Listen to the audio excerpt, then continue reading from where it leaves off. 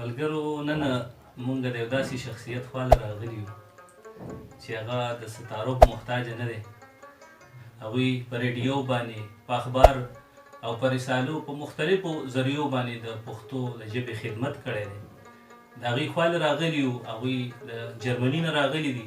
مونږ ورته هرکلی هم وایو پاکستان ته په راتلو باندې، او د مسافرۍ ژوند یې تېر کړی. د هغوی نه به سبا هم زه چشمان صاحب ته خواست کوم چې موږ سره یو څو خپلې د پوهې خبرې هم شریکې کړي او بیا راته خپل کلام هم وړاندې کړي. نو چشمان مساخیل صاحب او تاسو مننه، ستاسو ډېره مننه، ستاسو د ټول ټیم ډېره مننه. تاسو زموږ غریب خانې ته راغلی، موږ ته مو درناوی راکړو. الله دې تاسو درانه کړي، الله دې تاسو قدرمن کړي. تاسو په خپله باندې خواږه، درانه او قدرمن خلک یې. زاده فیضي صاحب شعر دی چې د حالاتو مجبوري به د بلا ده، ګنې چا له منه پرېښې ده اشنا ده. فضلداد فضل صاحب زما ډېر ګران ملګری، زموږ د ډېر ټیم نه تعلق دی. زموږ دوستي ده، زموږ یاري ده، زموږ ورورولي ده، زموږ یو تعلق دی. هم د قلم دا رشته هم ده، د ادب دا رشته ده، د احترام رشته ده زموږ. په هر دور کې شاعران وي، خو چې چا کار کړی دی نو هغه نن هم یادېږي او هغه به 200 کاله پس هم یادېږي. لکه ستاسو په خیال باندې د خوشحال بابا په دور کې، د رحمان بابا، د حمید بابا، په دغه دورونو کې به لکه شاعران یو، د دنیا شاعران به وو، خو چې چا کار کړی دی، چا زیات، نو هغوی نن هم ژوندي دي او هغوی به ټول عمر ژوندي وي. دغه شان که په ننني دور کې چا که کار وکړو، چا ځان ستړی کو، چا معیار ورکو، چا د مقدار نه ځان سایډ ته کو، ځکه چې مقدار زمونږ په وړاندې په ګېړو ګېړو په دلو دلو دی. او دا نه څه ډاکټر چاته لیکي چې ته دې غزل ولیکې، دا ډاکټر چاته نه لیکي چې ته دې خامخا غزل ولیکې، دا ډاکټر نه لیکي چې ته دې خامخا افسانه او کالم ولیکې او رپورتاج دې ولیکې یا دې تکل ولیکې. دا څیز چې په یو انسان کې وي نو لکه وي، او په کار ده چې معیاري څیز ورکړي. ځکه چې څه وخت پس به بیا زمونږ په قبرونو باندې درب او کبل راختلي، نو بدې ردې به په مونږ پسې ویلې کېږي. بیا که فرض که مونږ ښه ادب خور نه کړو، داسې یوه فضا جوړه شوې ده چې دغه شان کیمره ورسره او ځان ته مخامخ کېږي او داسې څه میوزیک ورسره بیکګراونډ کې ولګوي د غم یا د خوشحالۍ او خپل غزل په ریکارډ کړي. هغه بله خبره ده چې هغه غزل د بحر د وزن په چوکاټ کې کدي پوره یو که نه پوره، خو چې دغه څیز وسره نو مطلب دا دی چې خلک یې خوښوي. خو بیا د خلکو د سوچ هغه معیار هم دغلته راپرېوتی دی که نه. فضل صاحب دا د سوچ سطح چې ده دا به اوچتولي وي. ما ته نن هم یاد شي چې علي حیدر جوشي بابا د یوسف خان شیربانو د فلم او داستان خالق، هغه د صدارتي ایوارډ میلاو شوی. سایل صاحب په هغې کې ډېره ښایسته خبره کړې وه، احمدشاه سایل صاحب، او هغه خبره ما ته هغه زما په ذهن کې نقش شوې ده چې که په هغه دور کې علي حیدر جوشي بابا ولسي شاعري نه وی کړی نو رحمت شاه سایل به په ننني دور کې هغه شاعري بیا کولی، خو هغه یوه پوړۍ کې ښودله، بیا پوړۍ بلې شي، بیا پوړۍ بلې شي، بیا پوړۍ بلې شي.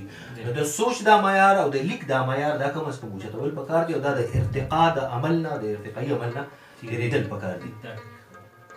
تاسو ډیره مننه چشمان صاحب، ډیرې ښایسته خبرې، ډیرې خوندورې خبرې. یو خبره پسې بله خبره را یادېږي.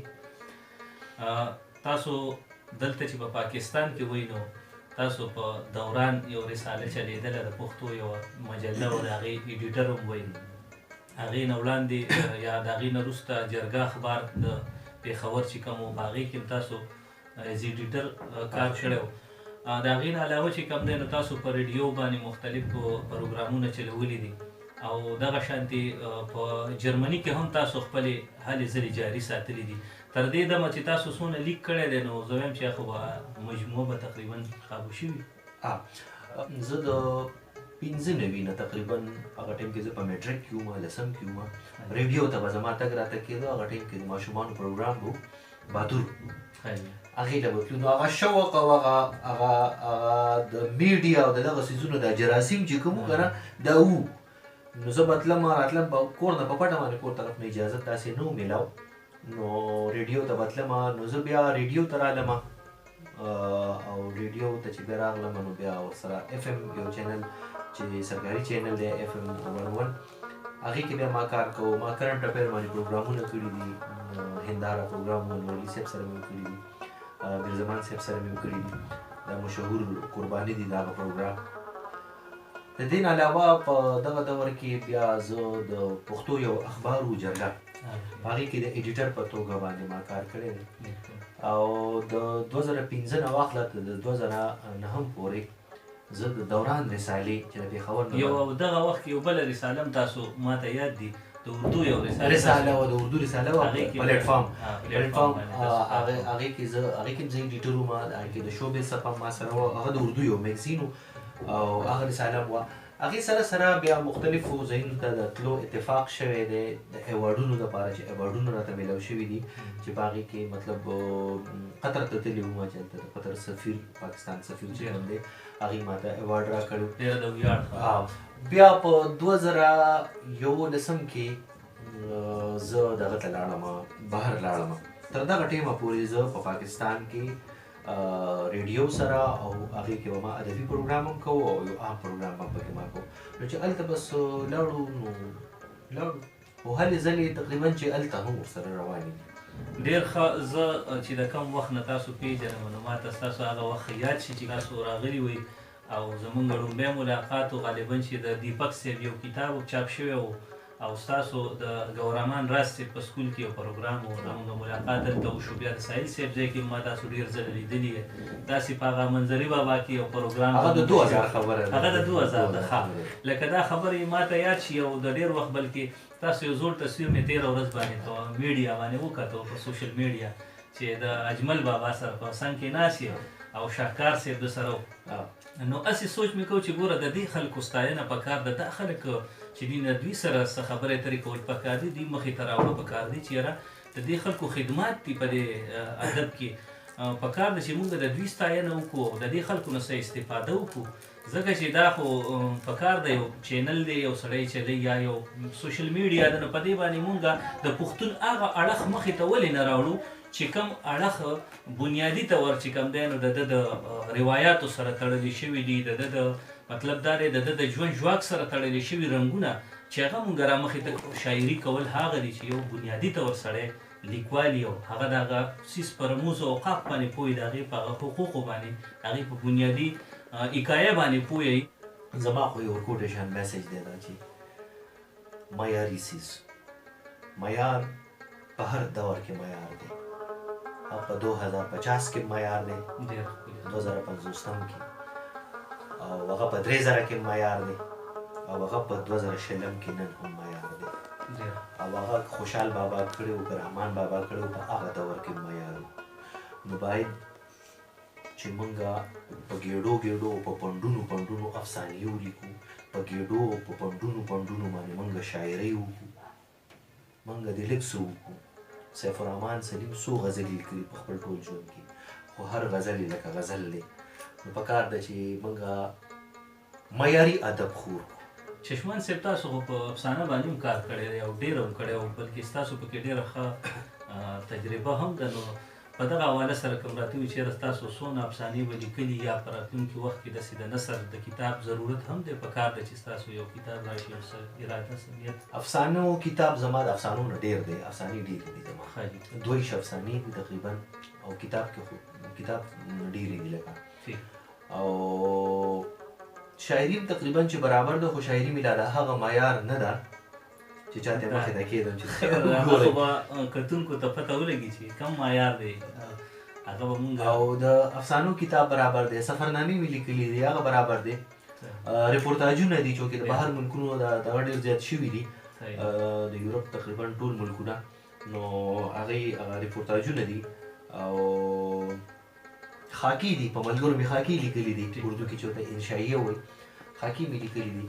نو او کالمونه دي، کالمونه یو دغه کې خو به ګرانه شي. وحدت اخبار کې به مې د هفتې د ورځې کالم چاپ کړي، دا ډېرې ورځې شوي دي. زما ګران ملګري مصور قریشي چې باید کې ایډیټر دی، نو هغې به لږه زه لا بهر به وم، ما به د هغه ځای نه رالېږه، نو کالمونه هم تقریبا چې برابر دي، خو لا کتاب مې چاپ کړی، او که چاپ کوم نو نثر به چاپ کومه صحیح دی. او هغه به افسانه چاپ کتونکو ته اورېدونکو ته دا پته ولګي چې دا سړی د څومره معیار سړی و د مرتبې خاوند دی. مونږ راغلي چې ستاسو له فیضیاب وشو. مننه نو ډېر زیات زه خو یم چې وختي چې تاسو ما ته کوم کلام ووایې که هغه م ووایې هغه ډېر ښایسته په ما ولګېدو. هغه غزل یو څه ویم بیا به درته یو بل غزل ویم. ارشاد ښایسته ده سمه ښکلې ده کسکڼه د جینۍ ته وایه که نه داسې چې چنګڼه د جینۍ او دا ځکه مې د خیال سپرلي رنګین دي ګلورین دي دا ځکه مې د خیال سپرلي رنګین دي ګلورین دي زما د ژوند رومال باندې مشکڼه د جینۍ ډېر ښه بیا ووایه دا ځکه مې د خیال سپرلي رنګین دي ګلورین دي زما د ژوند رومال باندې مشکڼه د جینۍ او ژوندون که تریخ له زهرو شي لمبه شي ورورین شي ژوندون که تریخ له زهرو شي لمبه شي ورورین شي خوږه د عشق په دشته کې کرکڼه د جینۍ. ډېر ښه جي ډېر ښه ډېر ښه دا په مسافرۍ کې ډېر ښه لګي بسړي دا شعر دا بیا ووایه دا شعر. ژوندون که تریخ له زهرو شي لمبه شي ورورین شي خوږه د عشق په دشته کې کرکڼه د جینۍ او د هغه پورې غره نه د سلګو اواز راخیږي د هغې پورې غره نه د سلګو اواز راخیږي راوتې چې سرتوره له انګڼه د جینۍ ډېر ښه د هغه پورې غره نه د سلګو اواز راخیږي راوتې چې سرتوره له انګڼه د جینۍ ډېر ښه او چشمان په هیڅ یو جوړ ستا غم یوازې پرېښی نه دی چشمان په هیڅ یو جوړ ستا غم یوازې پرېښی نه دی چشمان په هیڅ یو جوړ ستا غم یوازې پرېښی نه دی خو نن دې د یادونو ډېره ګڼه د جینۍ خو نن دې د یادونو ډېره ګڼه ډېره ښایسته مقطع ده جي دا یو ځل بیا ارشاد. چشمان په هیڅ یو جوړ ستا غم یوازې پرېښی نه دی خو نن دې د یادونو ډېره ګڼه د جینۍ ډېره ګڼه د جینۍ ډېر د بل غزل یو څو شعرونه دي چې ارشاد.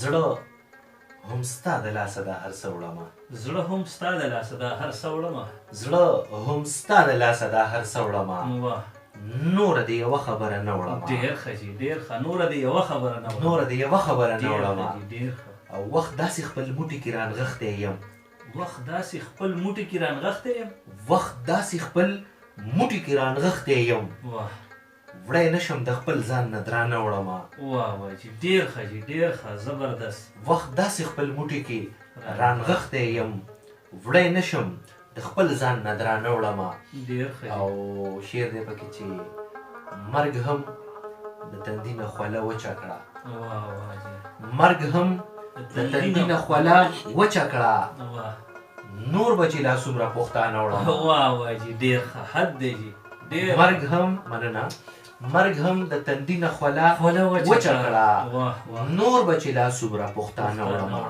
ډېر ښه دی ډېر ښه او شعر دی پکې چې ډېره موده پس د ښار نه کور ته ځم ډېره موده پس له ښاره کور ته ځم ډېره موده پس د ښار نه کور ته ځم نن ورله بنګړي وړمه رانجه وړمه ډېر ښه جي ډېر ښه بیا ووایه جي ډېر ښه ډېره موده پس د ښار نه کور ته ځم نن ورله بنګړي وړمه رانجه وړمه ډېر ښه چشمان صاحب او ما ترېنه چټي ځان خفه کړی دی ما ترېنه چټي ځان خفه کړی دی لرې شئ چشمان له مې نن زړه وړمه زړه هم ستا د لاسه دا هر څه وړمه نوره دې یوه خبره نه وړمه. ډېر ښه چشمان صاحب د وخت راکولو ډېره مننه ملګرو اورېدونکو کتونکو باقي فیصله په تاسو پرېږدو ستاسو مننه ستاسو د ټول ټیم مننه ستاسو ډېره مننه ستاسو مننه.